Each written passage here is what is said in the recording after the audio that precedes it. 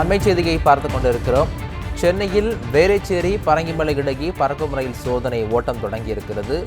வேளச்சேரி பரங்கிமலை வழித்தடத்தில் இன்று மாலை 5:30 மணி வரை சோதனை ஓட்டம் நடைபெற உள்ளது. இது பற்றிய மேலும் விவரங்களை வழங்குவதற்காக எமது செய்தியாளர் மணிவண்ணன் இணைப்பில் இருக்கிறார்.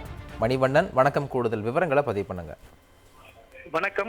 சென்னை வேளச்சேரி பரங்கிமலை இடையேயான பறக்கும் ரயில் சேவைக்கான இறுதிக்கட்ட பாதுகாப்பு சோதனை என்பது தற்பொழுது தொடங்கியிருக்கிறது. டெல்லியில் இருந்து ரயில்வே பாதுகாப்பு தலைமை ஆணையர் ஜனக்குமார் கார்க் தலைமையிலான அதிகாரிகள் சோதனை ஓட்டம் நடத்துகிறார்கள்.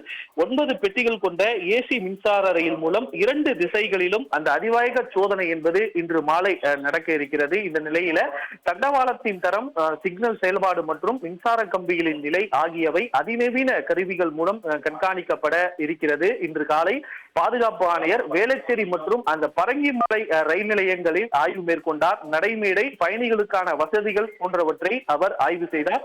அவருடன் சென்னை கோட்ட ரயில்வே மேலாளர் மற்றும் அதிகாரிகள் சென்று ஆய்வை நடத்தினர். பிற்பகல் நடக்கும் சோதனை ஓட்டத்தை தொடர்ந்து பாதுகாப்பு ஆணையர் அறிக்கை வழங்குவார் என எதிர்பார்க்கப்படுகிறது. பாதுகாப்பு உறுதிப்படுத்தப்பட்ட பின்னர் இந்த பாதையில் ரயில்களை இயக்கலாம் என்ற சான்றிதழை அவர் வழங்குவார் என கூறப்பட்டிருக்கிறது. விரைவில் வேளச்சேரி பரங்கிமலை இடையே பறக்கும் ரயில் சேவை தொடங்க இருக்கிறது. அதற்கான பணிகள் மும்முரமாக நடைபெற்று வருகிறது.